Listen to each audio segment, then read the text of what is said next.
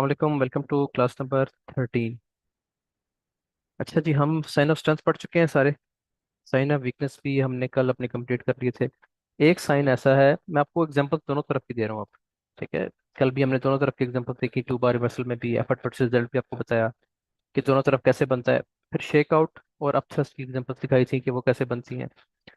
अच्छा, अभी मैं एक मैसेज देख रहा था, उसमें उन्होंने लिखा है कि जी कैब के अलावा सब चीज़ें बकवास हैं, नहीं वो बाकी एविडेंस के बारे में बात कर रहे हैं या बाकी स्ट्रेटजीज के बारे में बात कर रहे हैं, और उनकी बात बिल्कुल ठीक है। बाकी जो चीज़ें हैं ना, जितनी भी हैं, आपने देखा होगा कि हम लाइव पे बैठ के वेट करते रहते हैं, देखते रहते हैं कि कब सेटअप कंप्लीट हो, कोई हाई प्रोबेबिलिटी सेटअप बने।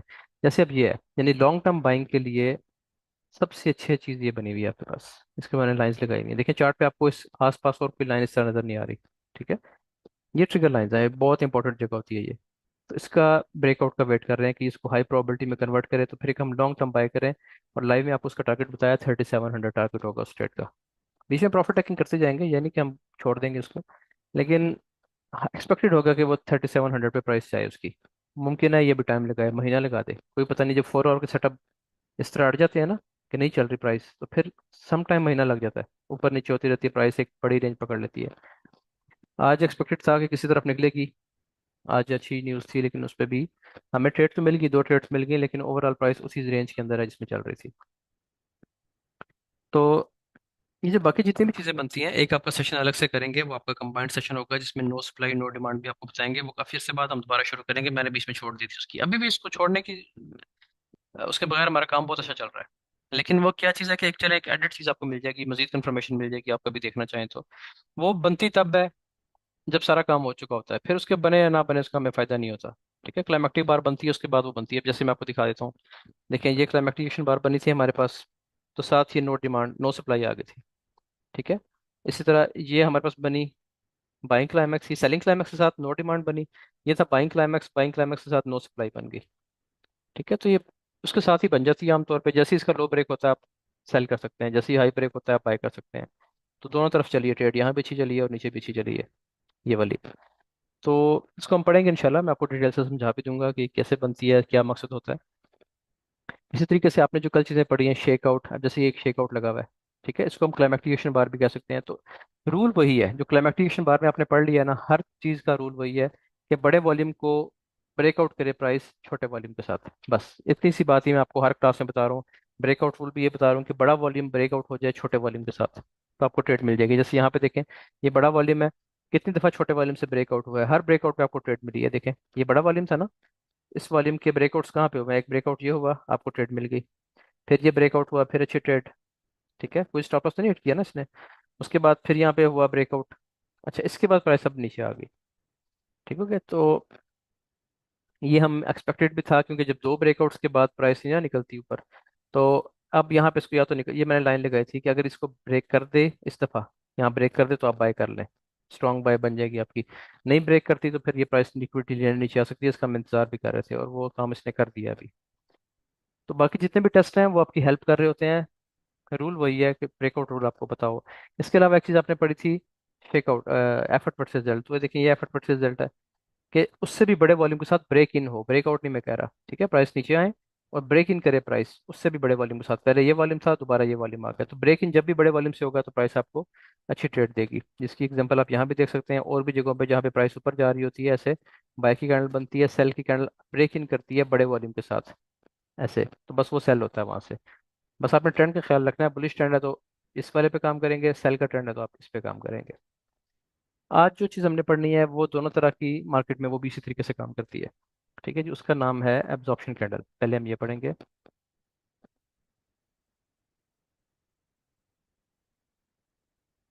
Absorption candle. एब्जॉर्प्शन कैंडल क्या होती है जी? देखें, एब्जॉर्प्शन का मतलब क्या होता है, एब्जॉर्प्शन निकला है एब्जॉर्ब से। एब्जॉर्ब का मतलब होता है, अब मैं उर्दू यहाँ पे नहीं लिख सकता, जज़ब करने को कहते हैं। ठीक है, एब्जॉर्ब करना, जज़ब कर लेना। अब एब्जॉर्प्शन कैंडल क्या चीज़ एब्जॉर्ब करती है, तो पहले इसकी आप समझ लें, इसकी लॉजिक समझ लें पहले। देखें, फॉर एग्जांपल हम हैं बुलिश ट्रेंड में, जैसे हम पिछले दिनों बुलिश ट्रेंड में थे। अब यहाँ पे प्राइस एक रेंज बना रही है। ठीक है, ये आपका एक हाई लगा हुआ है, ये आपका लो है, ये आपका हाई है। प्राइस इसके नीचे एक रेंज बना लेती है, और रेंज बनाने के बाद यहाँ पे इसको ब्रेक कर देती है अपसाइड। ठीक है, अब इसने क्या चीज़ अब्जॉर्ब की है?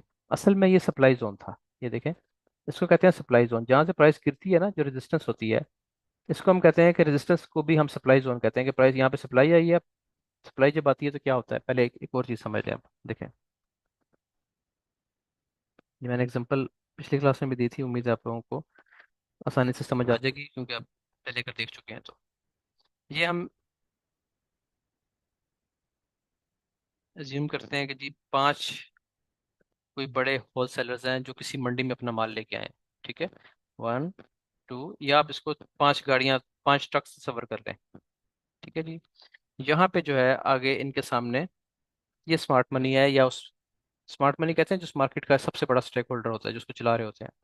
अब ये एक मार्केट है, एक मंडी है, जिसमें ये किसान आए हैं, पांच किसान आए हैं, अपने पांच ट्रक भर के लाए हैं, कोई भी फसल है ये। गन्ने की फसल है, गंदम की फसल है, कुछ भी आप समझ लें, आप इसको पीनट समझ लें, मूंगफली की फसल है। और यहाँ पे ये बंदा कौन है? ये है इसका बायर है, जो इन सबसे माल खरीदेगा। ठीक है, ये जिसके पास पैसा है, सरमाया है, जो इनसे माल खरीद सकता है। अब जब पांच लोग आए हैं तो रेट कुछ और होगा। ठीक है, अगर इस पांच को हम कर देते हैं 15, बढ़ जाते हैं, तो रेट्स क्या होंगे? डाउन होना शुरू हो जाएंगे। पहले बेचने वाले कम थे, पांच लोग थे, खरीदने वाले बेशक एक थे, दो थे, जितने भी हैं, लेकिन कंपटीशन कम था। जब ये 15 लोग हो जाएंगे तो अब क्या होगा? हर शख्स चाहेगा कि मेरा माल बिके। आप इसकी सोसाइटी की मिसाल ले लें। ठीक है, जब कोई ऐसी न्यूज़ आती है कि सोसाइटी फेल होने वाली है, या लोगों का वहां से कोई मसला होता है, कोई एतमाद उठता है, तो हर बंदा कहता है कि मेरा प्लॉट बिक जाए। अब फॉर एग्जांपल, पहले उस प्लॉट की कीमत थी 50 लाख रुपए। ठीक है, अगर तो आपने अक्सर ये बात नोट की होगी कि कोई हाउसिंग सोसाइटी है, अक्सर न्यूज़ आ जाती है, सोसाइटी चल रही होती है कि जिसके बाहर रिंग रोड बन रहा है, या बिजली मंजूर हो गई है, गैस मंजूर हो गई है, तो क्या होता है? फौरन से डिमांड बढ़ जाती है। जब डिमांड बढ़ेगी, यानी खरीदने वाले ज़्यादा हो जाते हैं, सप्लाई डिमांड की आपको बात समझा रहा हूँ। खरीदने वाले ज़्यादा हो जाएंगे, जब खरीदने वाले ज़्यादा होंगे तो ऑटोमेटिकली रेट्स ऊपर जाना शुरू कर देंगे। उसकी वजह क्या है? एक शख्स कहेगा जी मैं 50 लाख का खरीदता हूँ, 50 लाख का मैंने खरीदना है। तो जो बेचने वाला है वो देखेगा यार कि शायद कोई 52 वाला भी हो। ठीक है, थोड़ा सा वेट करता है वो, और उसको मिल जाता है। शायद एक घंटे बाद मिल जाए कि जी 52 में मैं खरीदता हूँ। 50 से 52 पे आ गई, 52 से 55 पे चली जाती है चीज। आपने प्रॉपर्टी के रेट इस तरह बढ़ते हुए देखे होंगे पाकिस्तान में, बिल्कुल जिसे कहते हैं बेतुके रेट्स पड़ना शुरू हो गए थे। उसकी वजह क्या थी? डिमांड थी। फिर जब डिमांड टूटती है, ठीक है, यानी एक बंदे ने 50 लाख का खरीदा, अब वो रेट चला गया 80 लाख पे, तो उसको जब नजर आता है ना कि 30 लाख का प्रॉफिट है, तो ये काम इन्वेस्टर कर रहा होता है, एंड यूजर नहीं करता। एंड यूजर ने तो घर बनाना है, अपना रहना शुरू कर देना, उसे क्या जितने का भी हो रहा है। जो इन्वेस्टर होगा ना, मैं इन्वेस्टर की बात बता रहा हूँ, जब वो देखेगा कि 50 का मैंने खरीद लिया था, या मैंने उस टाइम 45 का खरीदा था, आप रेट 70 है, उसको जो प्रॉफिट नजर आ रहा होता है वो उससे निकलने की करता है फिर। तो जब ज्यादा इन्वेस्टर्स बेचने पे आ जाएंगे, तो ऑटोमेटिकली खरीदार कम हो जाएंगे। जब खरीदार कम होंगे, बेचने वाले ज्यादा हो गए, खरीदार कम हो गए, तो रेट नीचे आएगा। ठीक है, इसी तरीके से अगर डिमांड बढ़ जाती है, खरीदने वाले ज्यादा हो गए हैं और बेचने वाले कम हो गए हैं, तो ऑटोमेटिकली रेट ऊपर जाएगा। पहले तो अपनी ये कंसेप्ट समझना, दुनिया की हर मार्केट इसी पे काम कर रही है। स्टॉक मार्केट, रेडी वाला, सब्जी वाला, चाय वाला, कपड़ों वाला, जूतों वाला, हर मार्केट, हर दुकान, मोची जो नीचे बैठ के जूते ठीक कर रहा है लोगों के, उसका भी यही इसी इसी सिस्टम पे उसका काम चलता है। ठीक है, स्टॉक मार्केट भी इसी पे चल रही होती है, सप्लाई और डिमांड पे। अब यहाँ पे अब्जॉर्प्शन क्या होती है? अब्जॉर्प्शन ये होती है कि जब बेचने वाले आगे पांच लोग, ठीक है, अब ये जो इन्वेस्टर है, जब ये इन पांचों लोगों से खरीद लेगा, ये कहता है जी मैंने बेचना है 100 रुपए का। ठीक है, इसने चले 100 रुपए का नहीं तो 90 रुपए का लेके से सारा माल खरीद लिया। ये कहता है जी ठीक है मैं भी बेचता हूँ 95 रुपए का, इसने 95 के हिसाब से इससे ले लिया, इससे 100 रुपए के हिसाब से ले लिया। ठीक है, जैसे जैसा माल है, जैसी जैसी चीज़ है, जो भी इसको मिल रहा है यहाँ से, अब ये इन सबसे खरीद लेता है, पांचों से खरीद लेता है, अपना एवरेज रेट निकालता है कि मैंने ओवरऑल इन पांच लोगों से एवरेज कितने का खरीदा है। इसका फॉर एग्जाम्पल रेट निकलता है जी 90 रुपीज़। इससे इसने 70 का ले लिया, इससे 80 का ले लिया। ठीक है, रेट क्या निकल रहा है? 90 रुपीज़। अब ये क्या होगा? अब ये पांच बंदे सबके सब फारग हो गए, तो चले गए मार्केट से। अब मार्केट में सारा दिन कौन है? ये वाला इन्वेस्टर जिसने सबसे माल खरीदा था। अब ये क्या करेगा? 90 रुपए से बढ़ा के जहां इसको वारा करेगा वहां बेचता जाएगा, जहां पे इसको सूट करता है, जहां पे इसको मुनासिब लगता है, उस रेट पे बेचता जाएगा। मुमकिन है 90 वाला स्टॉक की 100 में बेचना शुरू कर दे, डिमांड बढ़ती है 110 में बेचना शुरू कर दे, 150 में बेचना शुरू कर दे, ये इसकी मर्जी पे। अब रेट इसने तय करना है। ठीक हो गया? यहाँ पे क्या होता है? ये सप्लाई जोन है। जो रेजिस्टेंस बनती है ना, इसको सप्लाई जोन कहते हैं। यहाँ पे हर बंदा बेचने की करता है। आपने देखा होगा लोग टॉप पे जाती है, बेचते नहीं है यहाँ से। जैसे आज मार्केट टॉप पे गई थी, स्टॉप से, तो कितने लोगों ने सेल किया होगा। तो यहाँ पे लोग सेल करना चाह रहे होते हैं, तो जब सेल करते हैं प्राइस यहाँ पे स्टे करती है और फिर फौरन से ऊपर निकल जाती है। तो इस कैंडल को कहते हैं अब्जॉर्प्शन कैंडल। अब इस अब्जॉर्प्शन कैंडल ने कितने पे खरीदा लोगों का माल? इसने खरीदा फॉर एग्जांपल, यहाँ पे रेट था 100 रुपया, यहाँ पे रेट था 70 रुपये, यहाँ पे रेट था 60 रुपये। ठीक है, अब इसने तीन चार जगह से खरीद लिया, इसका एवरेज रेट फॉर एग्जांपल निकल आता है जी, हम कहते हैं 160 और 70, 250 निकला है मिसाल के तौर पर, 250। ठीक है, ये कहता है जी कि मैंने 250 टोटल रेट हो गया, इसको डिवाइड कर दें 3 से। हम इतने लंबे चक्कर में नहीं जाते, आप ये देखें, आप समझें कि 80 रुपये, मिसाल के तौर पर इसको 80 रुपये के हिसाब से इसने एवरेज सारा माल यहाँ से खरीद लिया, जितना भी सप्लायर थे सबसे 80 रुपये के हिसाब से खरीद लिया। अब ये इस रेट से कम पे किसी सूरत भी नहीं बेचेगा। अब रेट यहाँ से बढ़ेगा ही बढ़ेगा, हर सूरत बढ़ेगा। यानी कोई बेवकूफ़ ऐसा है जो 80 रुपये का खरीदे और फिर सबको 60 60 का बेच दे? ऐसे तो नहीं करेगा ना, कोई स्मार्ट मनी तो ऐसे नहीं करेगी।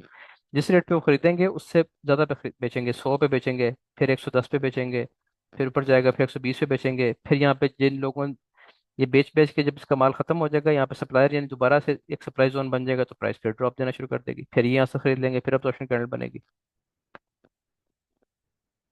अब एक दफ़ा दोबारा समझें, एब्जॉर्प्शन क्या चीज़ है? बुलिश ट्रेंड है, ये रेजिस्टेंस लेवल है। ठीक है जी, जहाँ से प्राइस नीचे आई थी ना पहले, जहाँ से प्राइस ने पहले ड्रॉप दिया था, उसको कहते हैं हम ये सप्लाई जोन है। सप्लाई जोन पे एक बाय की कैंडल बन जाती है ऐसे।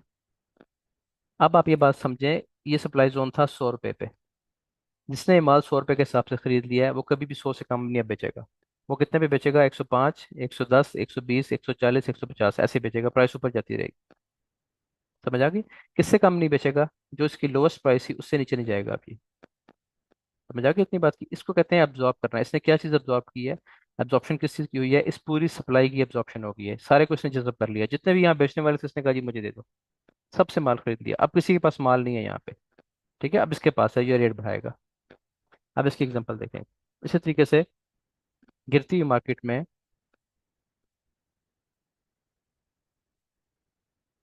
ये जो डिमांड जोन बना है आपका, इसको कहते हैं डिमांड, जहाँ से प्राइस उठती है वो डिमांड जोन होता है। ठीक है, इस डिमांड जोन पे एक सेल की कैंडल ऐसी बनती है जो इस पूरी डिमांड को अब्जॉर्ब कर देती है। इतनी ज़्यादा सप्लाई आती है, इतनी ज़्यादा सप्लाई आती है कि सारी डिमांड फेल हो जाती है। ठीक है, सप्लाई इतनी ज़्यादा आती है कि रेट गिर जाते हैं मजीद प्राइस के, तो इसको भी कहते हैं अब्जॉर्प्शन कैंडल। अब अब्जॉर्प्शन कैंडल की पहले आप एक एग्जांपल देख लें, चलें सेल की देख लें, अभी हम सेल के ट्रेंड में चल रहे हैं। 4 आवर है, ये देखें, ये अब्जॉर्प्शन कैंडल है। ठीक है, अब्जॉर्प्शन कैंडल क्या करती है? अब्जॉर्प्शन कैंडल एक मोमेंटम कैंडल होती है, और उसका वॉल्यूम कैसा होता है? चैट में बताएं वॉल्यूम कैसा होना चाहिए। Breakout rule, simple breakout rule याद कर लें तो। वॉल्यूम कैसा होना चाहिए इसका? लो वॉल्यूम होना चाहिए। इसको कहते हैं absorption candle, momentum candle, low volume. लेकिन वो अब्जॉर्ब क्या करती है? या सप्लाई को या डिमांड को। ठीक है, अब यहाँ पे क्या थी? ये सारी डिमांड थी, ये डिमांड जोन है, यहाँ से स्पॉट बनी थी ना, स्पॉट से लोग बाय करते हैं, तो जहाँ से लोग बाय करते हैं उसको डिमांड जोन कहते हैं। इस जगह से लोग बाय थे, बाय करना चाह रहे थे, तो यहाँ पे एक ऐसी कैंडल बनी जो कि एक मोमेंटम कैंडल बनी, और जिसने लो वॉल्यूम के साथ इसको ब्रेक कर दिया। अब लो वॉल्यूम किससे कंपेयर करेंगे? पहले तो आप करते थे क्लाइमेक्टिक एक्शन बार से।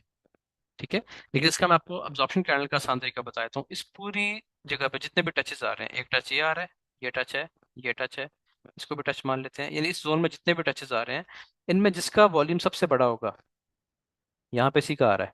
ठीक है, जिसका वॉल्यूम सबसे बड़ा होगा उससे आप कंपेयर कर लें, उसकी निस्बत अगर छोटे वॉल्यूम से ब्रेकआउट हो गया तो हम कहेंगे अब्जॉर्प्शन कैंडल आ गई है। अब जब अब्जॉर्प्शन कैंडल बन जाती है, तो अब ये किस किस जोन को ब्रेक नहीं करेगी?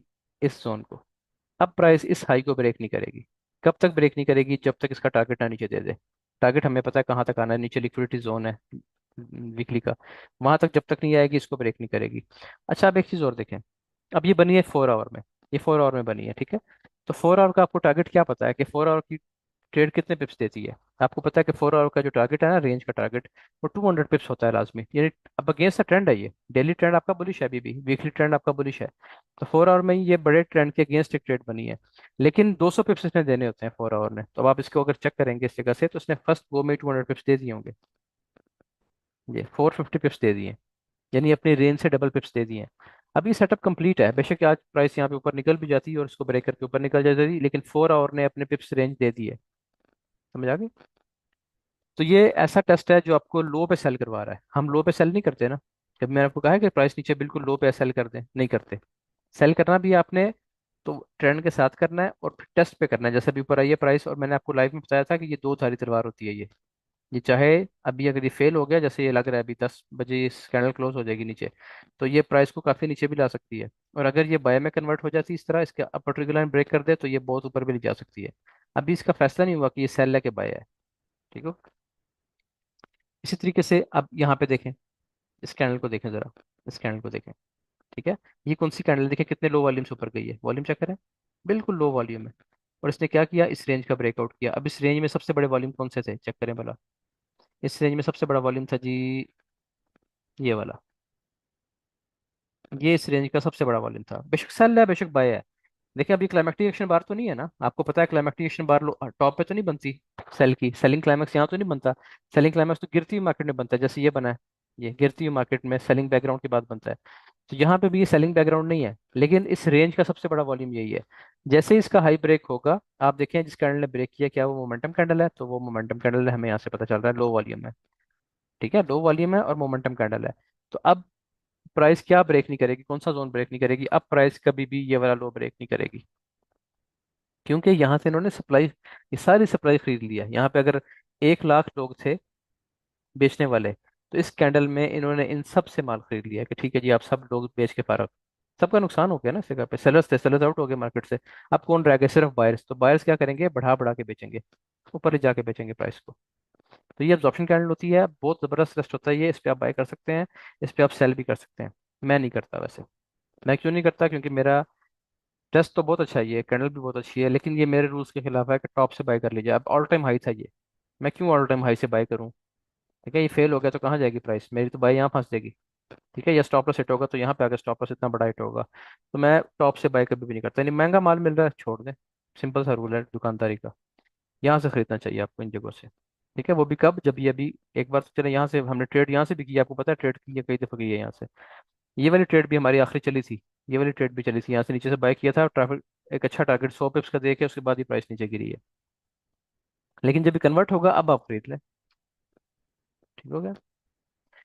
इसके अलावा देखें और कहाँ पे एब्जॉर्प्शन कैंडल्स बनती हैं। बड़े वॉल्यूम से बने तो आपने छोड़ देना है। एब्जॉर्प्शन कैंडल का वॉल्यूम हमेशा छोटा होता है, ये बात याद रखनी है आपने। जैसे अभी ये देखें ना, इस पे अब आपको देखना पड़ेगा कि ये किस वॉल्यूम से हो रही है। इसमें वॉल्यूम बड़ा है, ये वाला वॉल्यूम है। अब देखें जिस रेंज का इसने ब्रेकआउट किया वो कैसी है, इसको देख लें। इसमें सबसे बड़ा वॉल्यूम था, उसकी निस्बत छोटा है तो बस ठीक है। इसको देख लें पिछली रेंज को, इसमें जो सबसे बड़ा वॉल्यूम है इसका ब्रेकआउट छोटे वॉल्यूम से होना चाहिए। शेकआउट में बड़े वॉल्यूम से ब्रेकआउट नहीं होते। ये देखें, अब ये भी शेकआउट है। यहाँ पे देखें इस जगह पे, यहाँ पे बड़े वॉल्यूम्स आ रहे थे। ठीक है, सबसे ऊंची विक कौन सी है इस जोन में, ये वाली सबसे ऊंची विक ये है। इसको मैं जूम इन करता हूँ, ये सबसे ऊंची विक है इस पूरी रेजिस्टेंस लेवल पे। इसको आप मार्क कर लें, इसको हम मार्क कर लेते हैं ये। ठीक है जी। अब कब रेजिस्टेंस ब्रेक हुई है, ये रेजिस्टेंस यहाँ तक थी ना, कब ब्रेक हुई है, इस कैंडल पे। इस कैंडल को देखें, क्या ये मोमेंटम कैंडल है और क्या इसका वॉल्यूम छोटा है, दो चीजें देखनी होती हैं। इसकी निस्बत कंपेयर करेंगे इसकी निस्बत। अब ये क्लाइमेक्टिकेशन बार नहीं है, क्लाइमेक्टिकेशन बार बनती है रिट्रेसमेंट पे आके। इसने तो पिछली बाय की कैंडल का लो भी ब्रेक नहीं किया अभी तक। ये आखिरी बाय की कैंडल यहाँ पे आपके पास इस रेंज में है, इसका भी लो ब्रेक नहीं हुआ, तो क्लाइमेक्टिक बार तो नहीं है, लेकिन बड़ा वॉल्यूम तो है।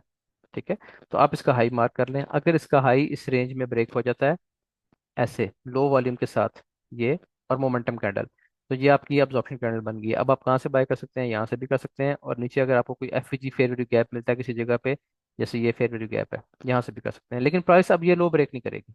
ये लो इसलिए ब्रेक नहीं करेगी क्योंकि ये इतने अक्लमंद है, इनको पता है कि अगर हमने यहाँ से खरीदा है माल इस रेट पे, तो सबसे लो रेट ये था। एवरेज निकाल के सबसे लो रेट, इससे नीचे अब प्राइस नहीं जाएगी, बिल्कुल भी नहीं जाएगी। कब तक नहीं जाएगी, जब तक प्राइस अपना पूरा टारगेट एक बार 4 आवर के साथ, ये कौन सा डेली का टारगेट है, एक मिनट है, कौन सा है, 4 आवर है मेरा ख्याल है। हाँ जी 4 आवर है। ठीक है, जब तक प्राइस इसके बाद 4 आवर का टारगेट ना दे दे, 200 250 पिप ना दे दे, तब तक प्राइस अपना लो ब्रेक नहीं करेगी। समझ आ गई जी। आप देखें प्राइस कहाँ तक गई है इसके बाद, ये यहाँ तक जाने के बाद फिर प्राइस लो स्वीप करने है, यहाँ पे आगे इसने लो ब्रेक किया।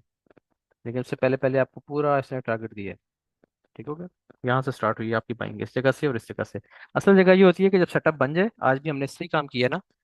आज हमने क्या ये चीज नहीं मार्क की थी, फिर भी गैप मार्क कर लिया था, ऐसे बीपीआर मार्क कर लिया था कि प्राइस ऊपर गई है, निकल गई है, बस अब उसके टैप का वेट करें। जैसे उसने टैप किया हमने बाय कर लिया, बाय करने के बाद टारगेट ले लिया सी हाई तक दोबारा। अभी आपके सामने आज ट्रेड की है, यहाँ से आपकी बाय बनती है इसमें, या यहाँ से करना चाहें आप ऑप्शन कैंडल, यहाँ से भी कर सकते हैं। दोनों सूरतों में टारगेट इसने दे दिया है। यहाँ से बाई कर लिया फिर भी, अगर दूसरी बाइंग यहाँ से कर ली फिर भी। टाइम लिया उसने ज़ाहिर है 4 आवर के हिसाब से। यही रूल इसका 15 मिनट में है, यही रूल इसका 5 मिनट में है। 15 मिनट में देखते हैं कोई एग्जांपल अगर हमें यहाँ पे रिसेंट नजर आती है तो।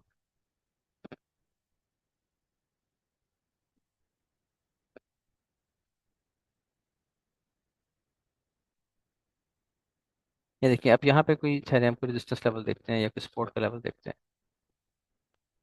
ये देखें, ये विक्स आपको नजर आ रही है। ठीक है, ये देखें इस कैंडल में कितनी बड़ा वॉल्यूम है। इसको अब ये पूरी हमारे पास, इसको मैं मिटा दूं। ये देखें, ये पूरा एक रेजिस्टेंस लेवल है हमारे पास। ये इसकी लेटेस्ट विक्स, सबसे लोवेस्ट विक्स ये आ रही है, ये वाली। ठीक है जी। अब इसका ब्रेकआउट कहाँ पे हुआ? इसका ब्रेकआउट हुआ इस जगह पे। 15 मिनट का बता रहा हूँ आपको, ये इसका ब्रेकआउट हो गया। ठीक है, वॉल्यूम चेक करें कैसा है, वॉल्यूम छोटा है एज कम्पेयर टू विक्स। इनके विक्स के हिसाब से देखना है आपने। और वॉल्यूम छोटा है और मोमेंटम कैंडल है बहुत स्ट्रांग। ठीक है, तो उसने अब 15 मिनट की कैंडल है, तो कब तक ये हाई ब्रेक नहीं होगा? अब ये हाई ब्रेक नहीं होगा ये वाला। कब तक नहीं ब्रेक होगा? हाई तो आप कह रहे हैं यहाँ ब्रेक हो गया। ठीक है, हाई तो ब्रेक हो गया, लेकिन कब तक नहीं ब्रेक होगा? जब तक प्राइस अपना टारगेट नहीं दे देगी नीचे। अब टारगेट क्या है? स्ट्रक्चर लेवल ये आ रहे हैं। ठीक है, ये भी स्ट्रक्चर लेवल आ रहा है। और 15 मिनट का जो टारगेट है ना, अब इसमें आप कहेंगे कि स्टॉप लॉस बहुत बड़ा है। लेकिन ये टेस्ट ऐसा होता है कि इसमें जब आपको, आपको पता है 15 मिनट है, तो 15 मिनट की रेंज क्या है? 45-50 पिप्स आप ले सकते हैं 15 मिनट पे। जब तक वो नहीं मिलेंगे तब तक ये ब्रेक नहीं होगा। दिए तो इसने बहुत ज़्यादा है, दिए तो इसने बहुत ज़्यादा है। 129, 190 पिप्स दिए हैं। ठीक है, तकरीबन 190 पिप्स दिए हैं इस जगह से इसने, जैसी क्लोज हुई है उसके बाद प्राइस ऊपर गई है। तो ये अब्जॉर्प्शन कैंडल होती है, अच्छा टेस्ट होता है। स्टॉप लॉस बेशक इसमें बड़ा बन रहा है, लेकिन ये वाले पिप्स कंफर्म थे आपके नीचे वाले। स्टॉप लॉस छोटा करने का तरीका वही होता है कि फिर ट्रेड आपकी देखें ना, यहाँ से भी बनती थी इस जगह से, यहाँ पर 2 बार रिवर्सल बन रहा है, तो यहाँ से सेल कर लेते। जब आपने इसका कंफर्मेशन का वेट किया है, तो स्टॉप लॉस बड़ा है। वैसे भी ये न्यूज़ का टाइम है, 1 बजे है शायद। 1 बजे कोई सेशन ओपनिंग का टाइम होगा, जो भी है। छुट्टी थी बल्कि इस दिन तो। छुट्टी वाले दिन या तो बिल्कुल वॉलेटिलिटी नहीं होती, या बहुत तेज अंदर चलती है मार्केट आमतौर पे। आप जाएंगे ना फॉरेक्स फैक्ट्री पे, वहाँ पे लिखा होता है कि या तो बिल्कुल डेड होगी और या बहुत ज़्यादा वॉलेटिलिटी होगी। आमतौर पर डेड रहती है मार्केट।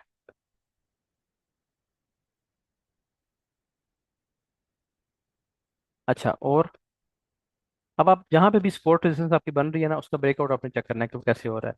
मिसाल के तौर पे ये है, ये काफी रेजिस्टेंस बन रही है, ये रेजिस्टेंस बन रही है। उसका ब्रेकआउट अगर लो वॉल्यूम और मोमेंटम कैंडल से हो गया, उसमें आपने देखनी क्या चीज़ होती है? देखना बस ये होता है कि जिनकी विक्स लग रही हैं, जैसे यहाँ पे ये विक्स लग रही हैं सब, इन विक्स में सबसे बड़ा वॉल्यूम निकाल लें। सबसे बड़ा वॉल्यूम विक्स में ये वाला आ रहा है फॉर एग्जाम्पल, या फिर ये वाला आ रहा है। चलो जी, हम कहते हैं कि ये विक्स लग रही है, सबसे बड़ा वॉल्यूम इनमें है। तो जब ब्रेकआउट हो रहा है ना सबसे हाई लेवल का, तो वो आपका छोटे वॉल्यूम से होना चाहिए। यहाँ पे ब्रेकआउट हो रहा है इस पे या फिर इस पे हो रहा है, इस पे हो रहा है पहले वाले पे, तो छोटे वॉल्यूम से हो रहा है ये इनवेक्स का ब्रेकआउट। ये वाली भी तो है बीच में बड़े वॉल्यूम, लेकिन ये नीचे है। आपने देखना है कि जो रेजिस्टेंस लेवल था यहाँ पे, किन की विक्स, किन किन का वॉल्यूम सबसे बड़ा है। इस रेजिस्टेंस पे सबसे बड़ा वॉल्यूम किस में है? इन कैंडल्स में है। जैसे इनका हाई ब्रेक होगा, अगर लो वॉल्यूम मोमेंटम कैंडल से होगा तो ये बाय है। अब लो ब्रेक नहीं होगा। लो कौन सा है इसका? प्रीवियस लो यही आ रहा है। ये लो ब्रेक नहीं होगा जब तक प्राइस ऊपर अपना टारगेट ना देते स्ट्रक्चर लेवल। पीछे हमें पता ही नहीं स्ट्रक्चर लेवल कौन सा है, क्योंकि प्राइस हवा में थी, ऑल टाइम हाई चल रहे थे। और आपको पता है कि वो तो बिल्कुल अंधाधुंध बाइंग हो रही थी, तो वो चलता रहा सिस्टम। अब इसको देखना कैसे है आपने? क्या बाय में देखना, सेल में देखना? दोनों तरफ देख सकते हैं। अगर ट्रेंड आपका बुलिश है, बड़े टाइम फ्रेम है, डेली, डेली भी बुलिश है, 4 आवर भी बुलिश है, 15 मिनट भी बुलिश है, तो बस आप इस पे काम करते जाएं। ठीक है, अगर आपका डेली बुलिश है जैसे कि हमारा बुलिश है, 4 आवर बिरिश है, 15 मिनट बिरिश है, आप क्या करेंगे? आप अब आप दोनों तरफ कर सकते हैं। बाय की मोमेंटम कैंडल बने तो बाय कर लें, सेल की बने तो सेल कर लें। अब आप दोनों तरफ कर सकते हैं। ठीक है, लेकिन अगर डेली भी बिरिश है, 4 आवर भी बिरिश है, M15 भी बिरिश है, तो आप सिर्फ बिरिश ट्रेड लेंगे। जैसे पिछले दिनों क्या था? पिछले दिनों, जो पिछला महीना हमारा गया है। अच्छा, उसमें एक और आपको मजे की बात बताता हूँ। पिछले महीने क्या हुआ, हमने वो हिस्ट्री शेयर की ना अपने अकाउंट की, वो स्टार्ट किया था फिजिकल बैच के साथ, उनको समझाने के लिए, दिखाने के लिए। वो स्टार्ट किया, बहुत स्ट्रॉन्ग बुलिश ट्रेंड था। ठीक है जी, अकाउंट कितना ग्रो किया? 19% तकरीबन, या क्या 20% ग्रो कर दिया। ठीक है, अब वहाँ पे ना वो कुछ लोगों ने इतराज़ किया था कि इसमें तो प्रॉफिट ही होना था जी, इतने स्ट्रॉन्ग बुलिश ट्रेंड जा रहा है, प्रॉफिट ही होना था इसमें। ठीक है, अब उस वीडियो को हुए हैं मेरा ख्याल है शायद अभी 15 दिन हुए हैं, 15 दिन ही हुए होंगे, हाँ। 17-18 तारीख को वीडियो अपलोड हुई थी। अभी आधा महीना गुजरा है। ठीक है, आधे महीने से भी कम गुजरा है, और अकाउंट ग्रोथ कर चुका है जी 31%। यानी वन साइडेड में मुझे डर लगता है, मैं टॉप से नहीं बाय करता। उसमें अकाउंट की ग्रोथ कम थी। अब जबकि प्राइस ने ये काम करना शुरू कर दिया है, ठीक है, तो अब ग्रोथ ज़्यादा हो गई है। अभी आधा महीना हुआ है, 31% अकाउंट ग्रो कर चुका है इस महीने में। टोटल की बात नहीं कर रहा, टोटल तो वो पहुंच गया जी अब इस टाइम 50 के करीब पहुंच गया तकरीबन। तो अब क्या है कि सेल भी ओपन है, बाय भी ओपन है। अभी मैं करता फिर भी बाय हूँ, अभी मैं बाय हूँ, क्यों? क्योंकि डेली का टाइम फ्रेम बुलिश है। तो आपने, मैं जो इस बात समझाना चाह रहा था यहाँ पे वो ये है कि आप देखें डेली क्या है, डेली बुलिश है, ठीक है। अच्छा, 4 आवर क्या है? हम कहते हैं जी 4 आवर बेरिश है, ये 4 आवर है। इससे आपको एनालिसिस भी समझ आ जाएगा। 1 आवर क्या है? हम कहते हैं जी 1 आवर भी बेरिश है। अब छोटे टाइम फ्रेम हो गए हैं बेरिश, बड़ा टाइम फ्रेम है बुलिश। अब हमें क्या करना चाहिए? अब हमें ये करना चाहिए कि ज़्यादातर कोशिश करें बाय की ट्रेड में ले, क्योंकि डेली ट्रेंड बाय है। लेकिन सेल भी कर सकते हैं, सेल मना नहीं है अभी आपको। उसकी वजह क्या है? क्योंकि 4 आवर बेरिश चल रहा है, 1 आवर बेरिश चल रहा है। कहाँ तक बेरिश चलेंगे? किसी डेली के लेवल तक या वीकली के लेवल तक, यहाँ तक तो बेरिश आ सकते हैं ना। तो आप करते जाएं बेरिश ट्रेड। बाय बनती है बीच में, बाय भी कर लें। बस टारगेट्स का ख्याल रखें, कहाँ से निकलना है कहाँ। जैसे आज मैं निकल गया था ट्रेड से, आपके सामने बता के निकला था कि यहाँ से रिजेक्शन आ सकती है। तो ऐसे आप इन जगहों से सेल भी कर सकते हैं, बाय भी कर सकते हैं। इसी तरीके से अगर आपका डेली बुलिश है, 4 आवर बुलिश है, 1 आवर बुलिश है, M15 भी बुलिश है, तो ऐसे में सेल करना, समझे, गुनाह है आपको सेल करना। सेल करना ही नहीं किसी जरूरत। हर टाइम फ्रेम बुलिश है, सिर्फ बाय करें, ओनली बाय, ठीक है। इसी तरीके से डेली बेरिश है, आप करेंसी में काम कर रहे हैं, 4 आवर बेरिश है, 1 आवर बेरिश है, छोटा टाइम फ्रेम बेरिश है, तो सिर्फ सेल करना है, ठीक है। इसमें बाय आपको करना मना हो गया। इस तरह अगर काम करेंगे ना सख्ती से ट्रेंड को फॉलो करके, कभी भी आपका अकाउंट लॉस में नहीं जाएगा। हाँ, अगर इसमें भी ऐसे हो गया कि बड़ा टाइम फ्रेम बेरिश है, छोटा बुलिश है, यानी डेली आपका बेरिश है, 4 आवर आपका बुलिश हो गया, 1 आवर भी आपका बेरिश है, तो कोशिश करें, क्योंकि बड़ा टाइम फ्रेम बेरिश है, आप सेल की ट्रेड लें, लेकिन बाय की ट्रेड बनती है वो भी पकड़ लें। टारगेट्स अपने सेट कर लें, अच्छे स्ट्रॉन्ग लेवल्स पे जाकर आउट हो जाए। इस तरीके से आप इसको अब्जॉर्प्शन कैनल को देख सकते हैं। ये भी अब्जॉर्प्शन कैनल की बनी हुई है कि नहीं बनी हुई देखें। ये अब्जॉर्प्शन कैनल बनी हुई है। उसको देखने के लिए आपको पीछे जाना पड़ेगा, यहाँ पे देखें। इन जगहों पे कोई बड़ा वॉल्यूम था नहीं है, बड़े वॉल्यूम से ब्रेकआउट हुआ है, प्राइस तो फिर भी ऊपर गई है, लेकिन मैं यहाँ से बाय नहीं करूंगा। एब्जॉर्प्शन कैनल का वॉल्यूम छोटा होना चाहिए, बस इतनी सी बात याद रख लें। ब्रेकआउट रूल इसलिए आपको पढ़ा दिया है। यहाँ पे देख लें, ये सबसे बड़े वॉल्यूम आ रहे हैं, इनकी विक्स मार्क कर लें। इसमें सबसे बड़ा वॉल्यूम है, उसकी विक्स मार्क कर लें टॉप पे जाके। उसका ब्रेकआउट अगर लो वॉल्यूम से हो रहा है और मोमेंटम कैंडल से हो रहा है, फौरन से बाय कर लें। ये हो रहा है, देखें ना, नीचे छोटे वॉल्यूम में, यहाँ पे बड़े वॉल्यूम में। तो ये रेजिस्टेंस लेवल था, अगर इसका ब्रेकआउट छोटे वॉल्यूम से हो रहा है, आप बाय कर सकते हैं।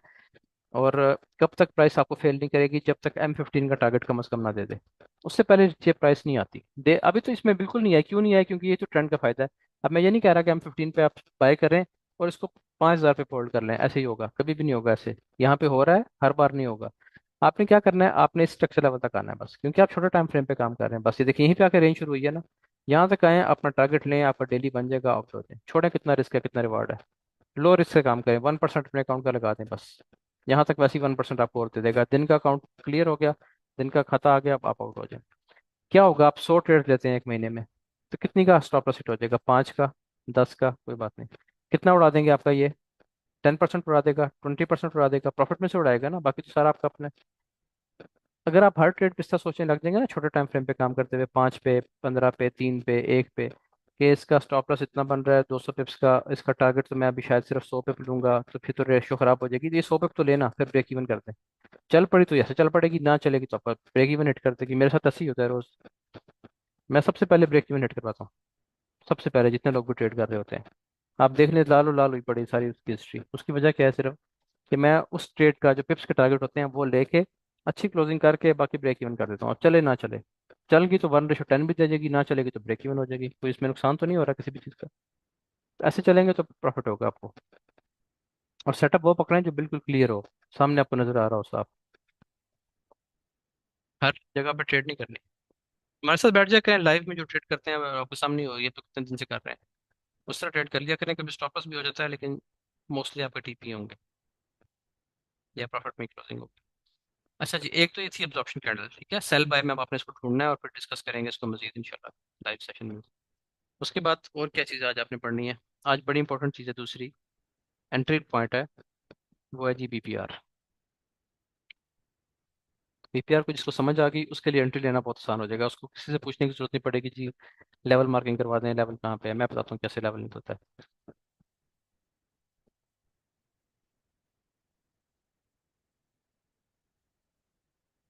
पीपीआर कहते हैं जी बैलेंस्ड प्राइस रेंज। क्या बैलेंस प्राइस रेंज क्या होती है? एक बात समझिए आप पहले। देखें, आपने ना एक चीज़ बड़ी डिटेल से पढ़ी हुई है। ये वैसे तो है वो रिकॉर्डिंग में जाहिर है, लेकिन आपने चीज़ पढ़ी हुई है। मैसेज में बताएं ज़रा जल्दी से। ये मैंने क्या चीज़ ड्रॉ की है? ये जो जोन बीच में आ गया है, इस जोन को क्या कहते हैं आप? इसको, ठीक है, थ्री कैंडल पैटर्न होता है ये, 1 2 3। तो मैसेज में ज़रा बताएं कि इसका, जो लोग रिकॉर्डिंग देखते हैं आप लोग इतनी देर में सोच लिया करें कि आप जवाब देते तो क्या जवाब देते इसका। हाँ जी, इसका क्या जवाब है? जिन्होंने कहा जी लो, इन्होंने बहुत ही प्यारा जवाब दिया मंसूर खान। लो तो, लो हाई लो थोड़ी पूछ रहा हूँ मैं, इस जोन का पूछ रहा हूँ। ये जोन कौन सा है? ये एफईजी का जोन है, ठीक है जी। अच्छा, एफईजी का जोन है, ठीक है जी, सबको पता है। अब देखें, एक बात सुने आप। अब यहाँ से प्राइस ड्रॉप देती है, इस जगह से प्राइस ड्रॉप देना शुरू करती है, ऐसे।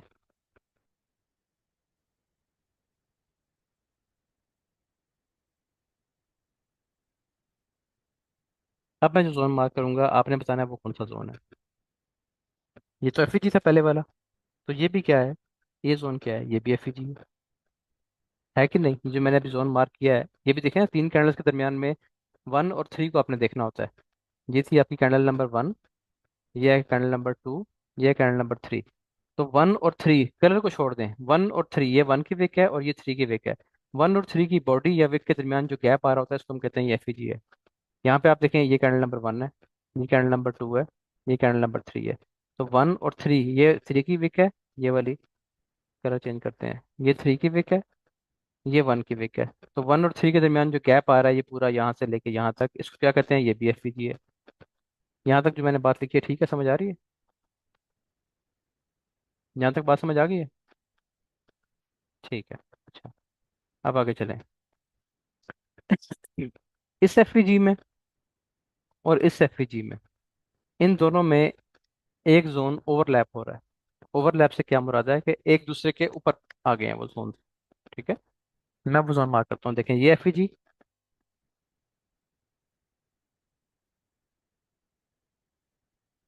अब दूसरी तरफ है जी ये वाला एफईजी, ठीक है।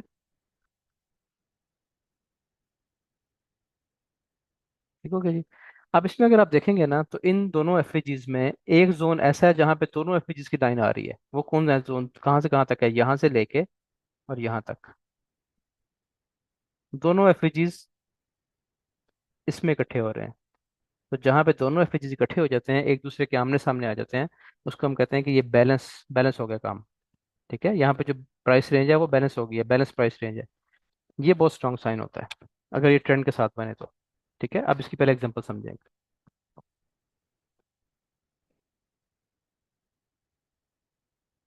इसकी एग्जांपल समझेंगे, आपको ज़्यादा अच्छी समझ आएगी, फिर आपको चार्ट पे भी दिखाता हूँ अभी कहीं पे। अच्छा जी, पहले बाय की मिसाल ले लेते हैं। हमारे पास है जी ये बुलिश ट्रेंड। यार ये वॉल्यूम ऑफ कर दें पहले।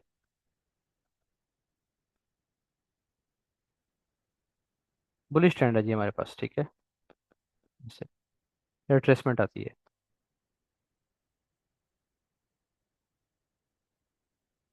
अच्छा जी, रिट्रेसमेंट आ गई। आपको पता है कि यहाँ से आपको ट्रेड मिल सकती है इस जोन से आके।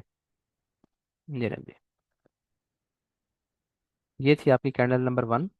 आखिरी तीन कैंडल्स देखनी होती हैं, लास्ट 3 कैंडल्स देखें बस, ठीक है, ज़्यादा उसमें जाने की जरूरत नहीं है।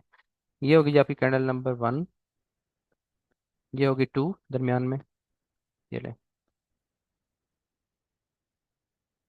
इसको समझेंगे ना, आपको ट्रेड की एंट्री पता चल जाएगी कि आपको कहाँ से ट्रेड लेनी चाहिए, कहाँ से नहीं लेनी चाहिए। ये होगी आपकी कैंडल नंबर 3, ठीक है। ठीक सिनेरियो बना दिया एंड पे आके। अच्छा, अब यहाँ पे क्या होता है जी?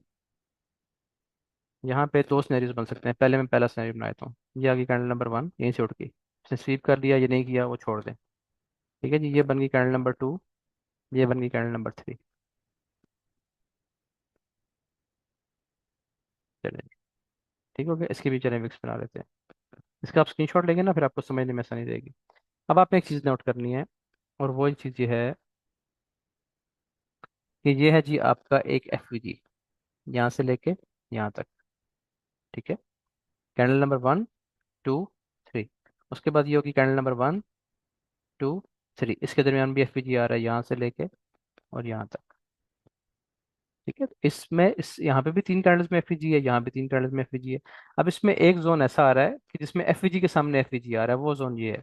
इसका छोटा होगा उसको मार्क कर लें, इसका एफईजी बड़ा है इसको छोड़ दें, छोटे वाले को मार्क कर लें, छोटे को मार्क करेंगे ऑटोमेटिकली आमने सामने आ जाएंगे। ये छोटे को मार्क कर लिया आपने। तो ये वो जोन बन रहा है जिसको हम कहते हैं कि ये हमारा है बैलेंस्ड प्राइस रेंज। बैलेंस्ड यानी बीपीआर, बीपीआर, ये हमारा बैलेंस प्राइस बीपीआर बन गया। अब ट्रेड एंट्री कैसे होगी जब ये बन जाए? ट्रेंड क्या बता रहा हूँ आपको मैं, ट्रेंड है आपका बुलिश। तो बुलिश आपकी इस तरीके से, आपका जब बुलिश ट्रेंड चल रहा होगा तो ऐसे आपका बीपीआर बनेगा। एफईजी, सेल के एफईजी के सामने बाय का एफईजी आ जाएगा। अब आपने क्या वेट करना है? आपने वेट करना है कि प्राइस यहाँ से ड्रॉप दे, वापस आए, इस जोन को टेस्ट करे, यहाँ से टेस्ट करेगी।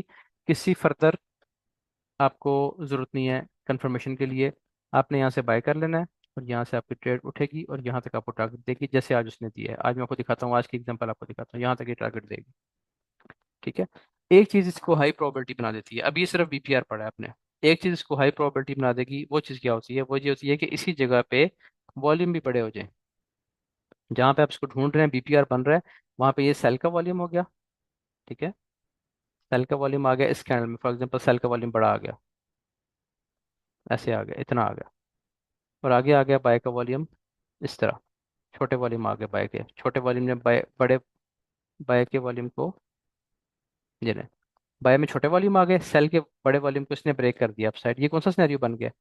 चैट में बताएं जल्दी से, जल्दी जल्दी, एक मिनट लगाएं। तो ये सिनेरियो कौन सा बना है? क्लाइमेक्टिक एक्शन बार का कौन सा सिनेरियो बना है? थ्री बन गया, ठीक है जी। अच्छा, जब सिनेरियो थ्री बन गया, सिनेरियो थ्री बनते ही साथ ही आपको एफएजी मिल गया, यानी बीपीआर मिल गया। तो ये आपकी बनती है एक इंतहाई हाई प्रोबेबिलिटी ट्रेड।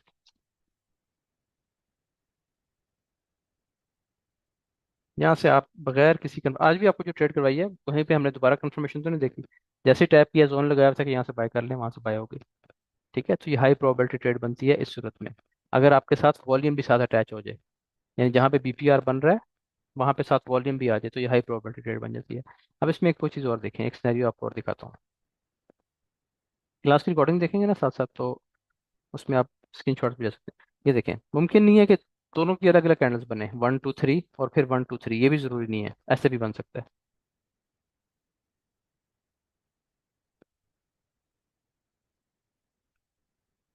ये बात समझ लें, ऐसे ना बाद में आप कंफ्यूज हो इस चीज़ से। ये देखें, सॉरी,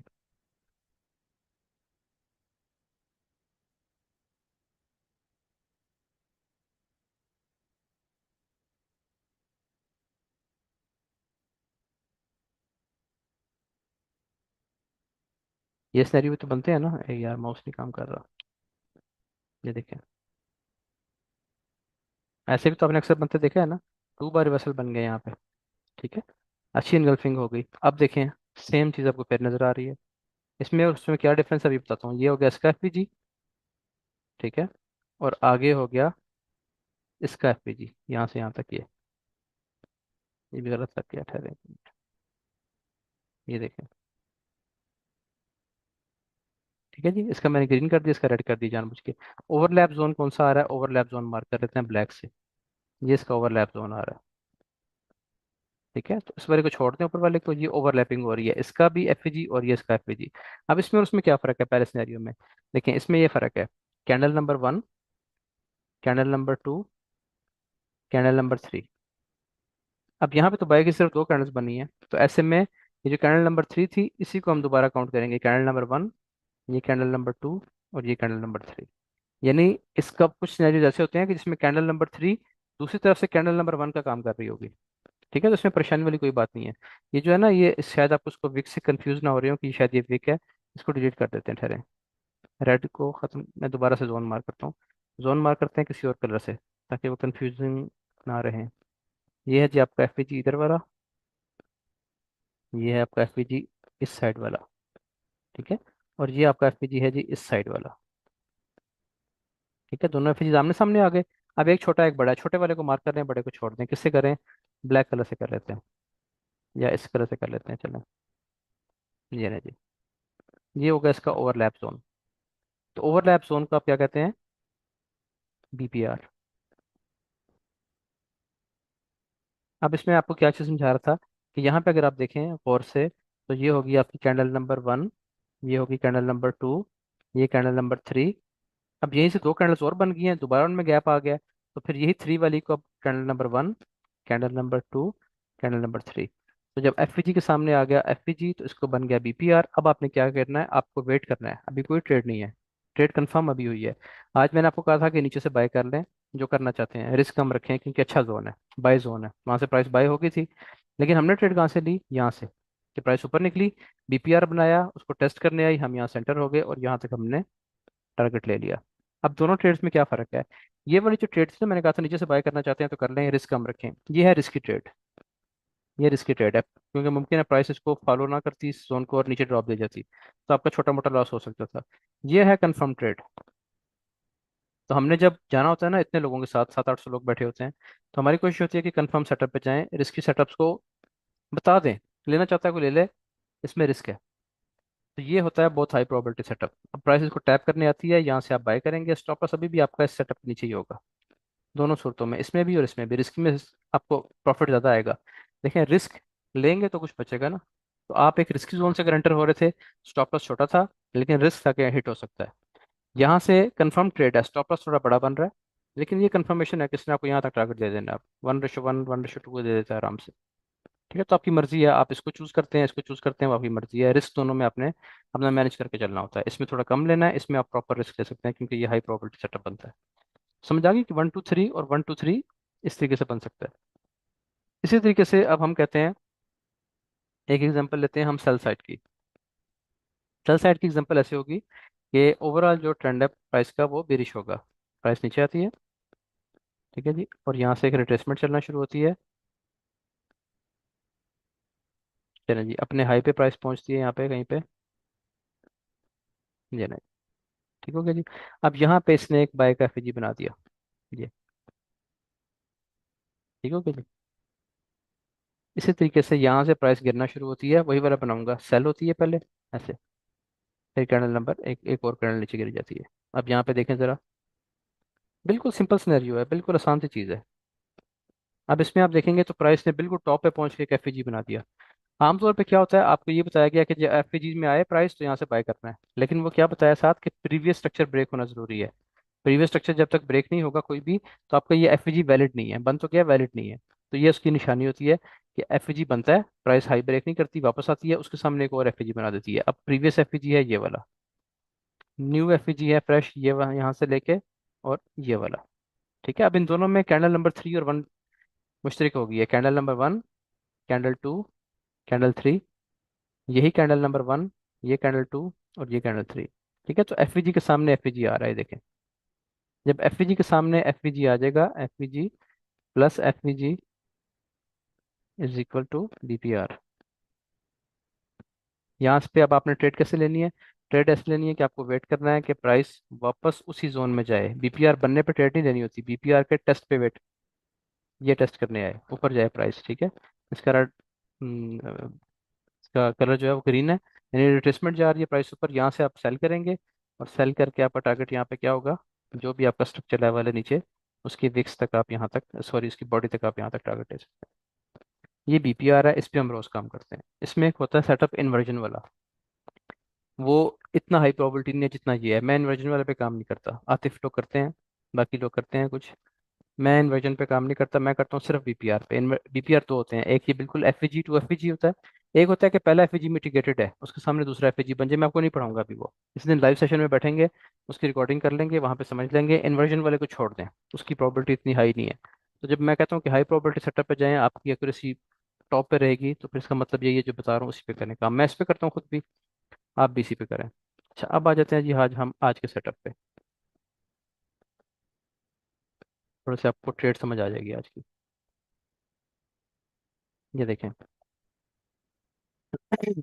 समझे ज़रा, ये प्राइस ने ड्रॉप देना शुरू किया, ठीक है जी, कलर ब्लैक कर लेते हैं, प्राइस ड्रॉप दे रही है, ड्रॉप दे रही है, ये होगी आपकी candle number 1, candle number 2, candle number 3, fresh FEG बन गया ये, ठीक है जी, ये आपका एफईजी बन गया, मैं यहाँ पे लिख देता हूँ एफईजी। उसके सामने एक और एफईजी बन गया, candle number 1, candle number 2, candle number 3, ठीक है जी। तो एफवीजी के सामने एफवीजी आ रहा है किस टाइम फ्रेम में? 5 मिनट में। ठीक है, ये मैंने दूसरा जो है ना जोन ये बाद में लगाया है।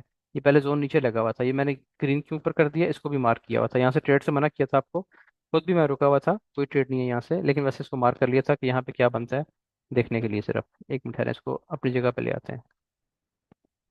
जी मैंने ऐसे मार्क किया हुआ था इस जगह पे ऐसे। 47 से मेरी ट्रेड है, मैं आपको ट्रेड भी दिखा सकता हूँ, 47 से मेरी ट्रेड है। आप एक चीज़ देखें यहाँ पे, बस इतने जोन को देखें आप। ये हो गया आपका कैंडल 1, कैंडल 2, कैंडल 3। ठीक है, 1 और 3 के दरमियान ये देखें, ये 3 और ये 1, 1 और 3 के दरमियान क्या बनता है? F G. ठीक है, हम पहले एफ जी मार्क कर लेते हैं। ये एफ जी आ गया जी, इतना बड़ा हमारा, इसी को मार्क कर रहे हैं सिर्फ अब हम। उसके बाद अब कैंडल दोबारा काउंट करें। कैंडल 1 यहाँ पे अलग से बनी है, कैंडल 2 और कैंडल 3। तो 1 और 3 के दरमियान एफ जी बन रहा है, ये यहाँ पे हम एक और लगा लेते हैं जोन। 1 और 3 के दरमियान, यहाँ से देखें ये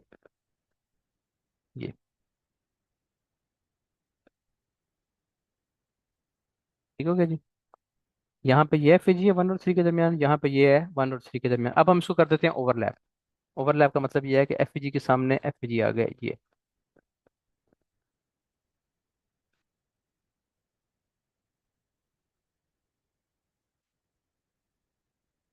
जब ओवरलैप हो गया तो इसमें जो गहरा रंग है ये है बीपीआर। ऊपर वाला सिर्फ एफ जी रह गया अब, ठीक है। नीचे बीपीआर बन गया। अब आपने ट्रेड कब लेनी है? आपको ट्रेड का तरीका इसमें बिल्कुल सिंपल सा बताया है कि प्राइस यहाँ से निकल गई ना अभी तो बना के यहाँ पहुंच गई है। यहाँ से आपने कोई ट्रेड नहीं लेनी, आपने वेट करना है कि प्राइस वापस आए इस वाले बीपीआर के जोन में, इसके मिड तक आ जाए तकरीबन। ठीक है, जो इसकी मिड लाइन होती है, यहाँ से आप ट्रेड करेंगे, नीचे आप स्टॉप लॉस लगाएंगे। इसके स्टॉप लॉस के दो तरीके होते हैं, हम इनिशियल यहाँ पे रखवाते हैं, आपको पता है लो सेटअप के लो के नीचे रखवाते हैं। इसका एक वैसे असूल ये होता है कि जो एफ वाली कैंडल है ना, इसने बीपीआर बनाया, उसके नीचे भी आप रख सकते हैं, यहाँ पे भी।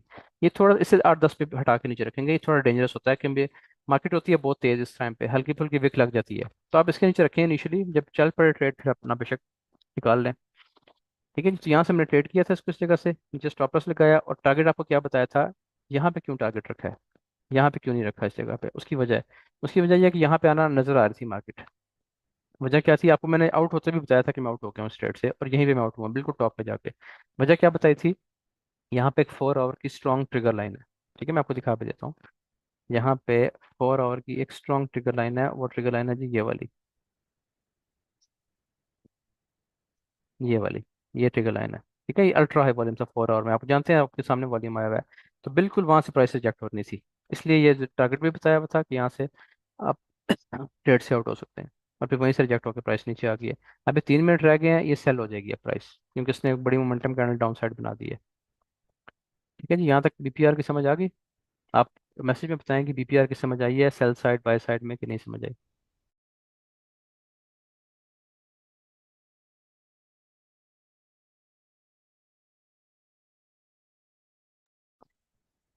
हाँ जी।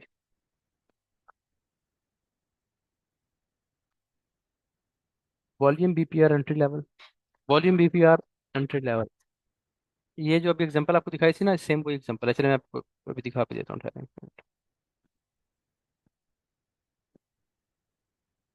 दो दो बीपीआर बन जाए, दो दो बीपीआर कैसे बनेंगे जी?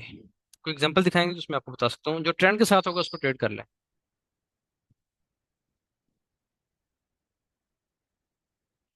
टारगेट टारगेट स्ट्रक्चर हाई या फिर टाइम फ्रेम? स्ट्रक्चर हाई का टारगेट भी होता है, टाइम फ्रेम का भी होता है। अगेंस्ट द ट्रेंड है ना अगर आपकी ट्रेड, तो टाइम फ्रेम का टारगेट ले लें, विद द ट्रेंड है तो स्ट्रक्चर वाइज ले लें। अच्छा, अब वॉल्यूम के हिसाब से वो कह रहे थे कि वॉल्यूम ये सेल हो जाएगी अब प्राइस, मैंने बताया था ना आपके 10 बजे कंफर्म होगा, तो 10 बजे कंफर्म हो गया जी। 10 बजे इसलिए कहा था कि 4 आवर की कैंडल ने क्लोजिंग देनी थी। वॉल्यूम कैसे? अगर तो वॉल्यूम बड़ा है फिर भी इसमें कुछ शक रह जाएगा, वॉल्यूम बड़ा हो रहा है। ठीक है, बहरहाल इसमें अब सेल के चांसेस बन गए हैं काफ़ी हद तक, कि प्राइस मजीद नीचे आ सकती है अपने इन जोन्स पे। ये वाला जो जोन है अब ये बहुत इंपॉर्टेंट हो गया, इसको मार्क कर लें, इसको अपने पास मार्क कर लें। ये इंतहाई इंपॉर्टेंट जोन है, क्यों है? क्योंकि ये एफ है 4 आवर में। अब प्राइस इन जोन्स में आ सकती है 40 तक, 3140 तक आ सकती है। हालांकि बहुत नीचे है, 700-800 पे मैं नीचे बता रहा हूँ आपको, लेकिन अब ये बहुत इंपॉर्टेंट जोन बन गया। डेली में देख लें, डेली में मैंने पहले ही एक लाइन लगाई हुई है कि मैं यहाँ से बाय करूंगा। ठीक है जी। बहरहाल डेली के हिसाब से भी है, और एफपीजी अगर आप वीकली में देखें तो वीकली में भी ये जोन आ रहा है, 3140 बताया है, यही जोन बन रहा था कि ये वीकली का एफपीजी है। ठीक है, अब देखते हैं कहाँ से उठती है, कहाँ पे एविडेंस बनाती है। ये 4 आवर का जोन बहुत इंपॉर्टेंट हो गया नीचे वाला। बहरहाल जहाँ पे इसने कोई साइन बनाया इस तरह का एक बड़ा वॉल्यूम दिया, तो हम फिर बाय कर लेंगे दोबारा से। ये स्ट्रक्चर लेवल्स हैं। अच्छा जी, अब आज जरा एंट्री लेवल पे, दोबारा एंट्री पे बात हो रही थी। वो कुछ लोग कह रहे हैं कि एंट्री दिखा दें वॉल्यूम के हिसाब से, हाई प्रोबेबिलिटी एंट्री। अभी देखिए ना, जब प्राइस नीचे आ रही है ना, तो जहाँ पे इसने एफईजी बनाया है जिस कैंडल में, उसी में सबसे बड़ा वॉल्यूम भी है। अल्ट्रा हाई वॉल्यूम भी ये, अल्ट्रा हाई तो नहीं, अल्ट्रा हाई तो ऊपर आ चुके थे, लेकिन चूंकि यहाँ पे न्यूज आई थी इसलिए बहुत बड़े वॉल्यूम आ गए। तो गिरती हुई मार्केट में इस वेव में, इस जगह से जो वेव स्टार्ट हुई है उसमें सबसे बड़ा वॉल्यूम यही है। वही ब्रेक हो गया अपसाइड, तो ये एफईजी हाई प्रोबेबिलिटी बन जाता है। तभी आपको यहाँ पे जो ट्रेड आज दी थी, वो ये कहा था कि टच करे तो बाय कर लें। हाई प्रोबेबिलिटी जोन में और सादा जोन में यही फर्क होता है कि इस पे आप टच पे बाय कर सकते हैं, कंफर्म हो चुका होता है। और भी देखते हैं, अभी आपको और भी कुछ सेटअप दिखाता हूँ ठहरें। ये देखें, यहाँ पे समझें, ये बहुत ही कमाल का सेटअप मिला है अभी हमें 5 मिनट में। ठीक है जी,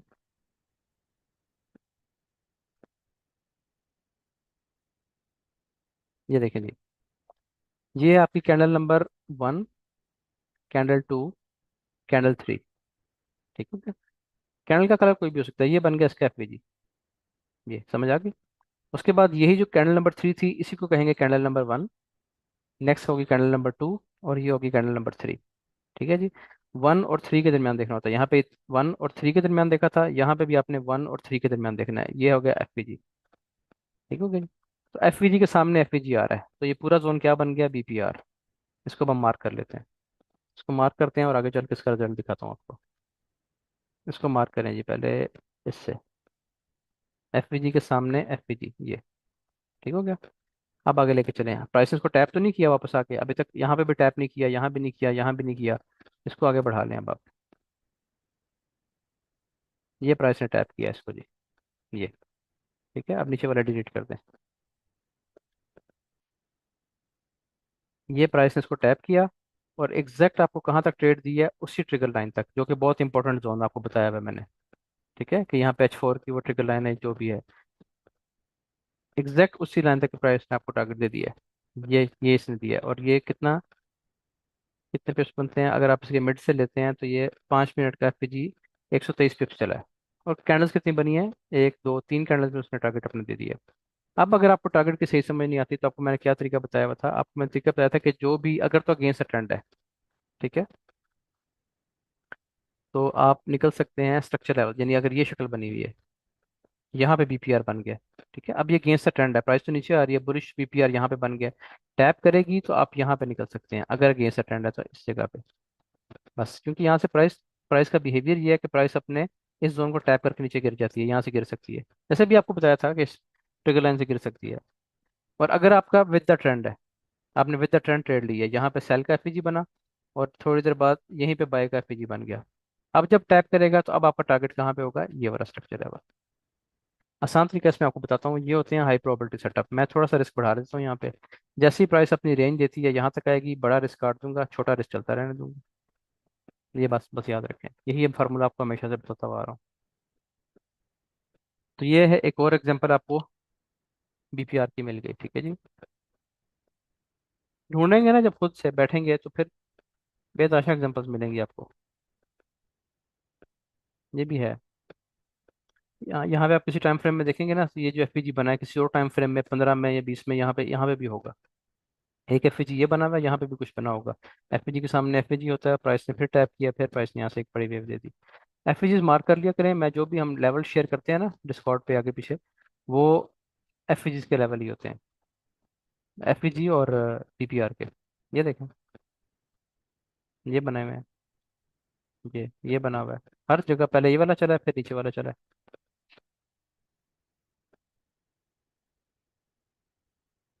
रोज बनते हैं छोटे टाइम फ्रेम में, 3 मिनट में, 5 मिनट में, हर वक्त बनते रहते हैं। थोड़ी थोड़ी देर बाद बनते हैं। बस उनको आप लेवल मार्किंग के तौर पे यूज़ कर लें और उस पर ट्रेड कर लें। अब यहाँ पे नहीं बना, ठीक है ना, देखिए ये सेल का एफएजी बना हुआ है, लेकिन बाय में एफएजी नहीं बना, चला भी नहीं है। फिर देखें वो ड्रॉप होगी प्राइस वहाँ।